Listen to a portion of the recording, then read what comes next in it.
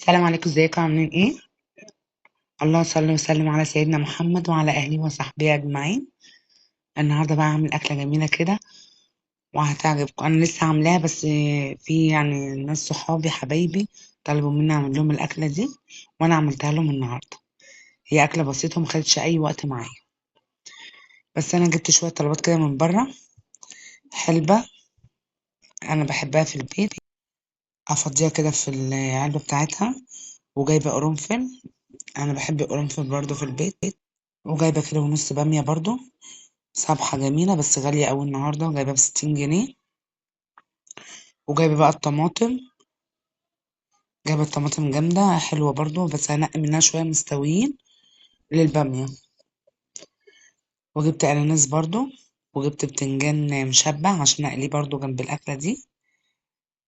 كل حاجتي قلت أوريها لكم النهاردة اللي أنا هجيبها وهوريكم تقميع البامية ازاي النهاردة. أول حاجة بس هقطع البتنجان دلوقتي عشان أغسل أنقعه شوية في المية كده عشان يبقى نضيف قبل ما أقليه.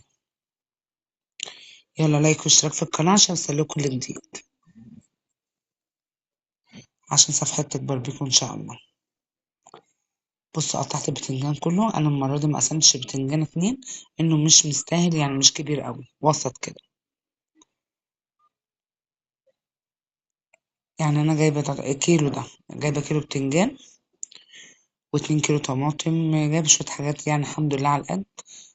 وجبت اناناستين كده، ده اناناس ولا شمام مش عارف، اللي يعرف اللي يقول لي. بس انا شاكة يعني انه شمام، مش عارفة ليه. بس هقشره بقى كده واغسلهم من بره قبل ما اقطعهم. بس الاسعار النهارده نار، كانوا بيقولوا قال الاسعار هترخص، مفيش حاجه بترخص، اللي بيغلى ما بيرخصش تاني.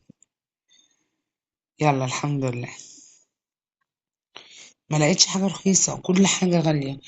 كل حاجه بيقولوا اللحوم ده هيرخص، بس عمرهم ما يرخصوا اللحمه اصلا قبل العيد الكبير، ده مستحيل.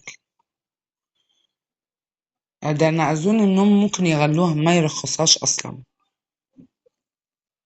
هقمع بقى كيلو ونص باميه دول، كل حاجه بغسلها وبصفيها واركنها بقى لغايه ما هنشوف هنعمل ايه تاني.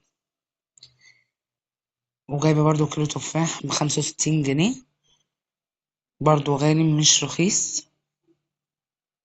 انا قمحت البامية كلها وبرضو ايه، هخلص الكمية واوريكم انا هعمل ايه تاني. كده التفاح بتاعي غسلته، والشمام قطعته، والشطة برضو قطعتها كده، كل حاجة غسلاها عشان اعرف اشتغل على طول. وعملت برضو طبق بطاطس جنب الاكل. جبت كده حلة على النار، وحطيت شوية زيت كده قدحتهم. هنزل ببصلتين متوسطين، هقلبهم بقى لغاية ما يدوني اللون الذهبي الفاتح ده. بس كده. هنزل بقى بالتوابل بتاعتي زي الملح والكمون والفلفل والبابريكا، كله على بعض كده. انا بحب كله يتحمر مع بعض الاول، قبل ما بحط صلصة اي حاجة لازم التوابل بتاعتي تتحمر. اديلها تقليبة حلوة كده.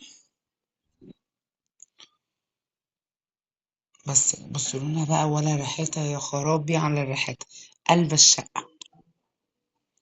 وحطيت كده 2 مرقة، واديلها برضو تقليبة تاني.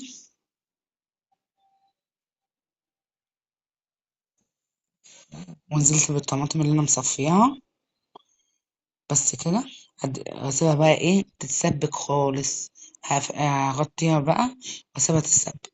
معايا بقى الطاسة هنا على النار، هنزل بالبتنجان اللي انا كنت غسلاه ومنضفاه، هسيبه يتحمر.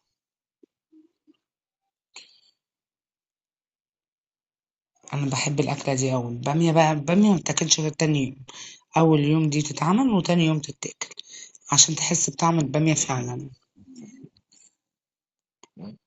قلبت كده البتنجان بقلبه عشان انا عايزاه يعني مستوي متحمر، بس تحمير على خفيف مش قوي.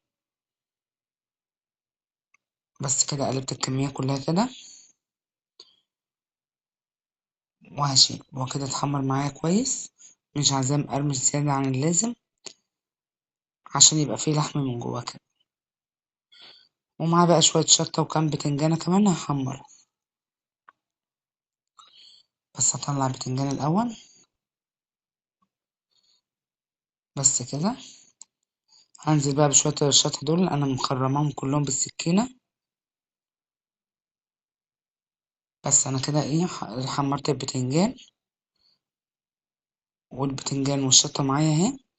معايا بقى شطه حمراء ومعلقه توم كبيره. هنزل بكل ده في طبق تاني، واحط الملح والكمون بتاعي. بس كده. ادي تقليبه، وهتبل بقى كل الكلام الجميل ده معايا. فيديو جميل النهارده، اكل بسيط، اكل حاجات جميله النهارده، انا بحب الاكله دي قوي. انا قلت اقسمهم على طبقين كده، عشان ما ايه يبقى شكلهم حلو حتى في التقديم. صاحبتي حبيبتي بقى جايه لي، قلت اعمل لها حاجه حلوه كده. رص البتنجان كله كده، اتبله من جوه، والباقي الدقه الباقيه بتبل بقى الشطه واحطها فوقيه، فوق البتنجان. وعصرت ليمونتين بقى كده، كل واحده ليمونه. بقول لك اهم من الشغل تظبيط الشغل. كده خلصت البتنجان الجميل ده. نشوف بقى ايه الباميه بتاعتي. خلاص هي كده اتسبكت معايا الصلصه خالص. ننزل بقى بالباميه اللي انا غسلاها،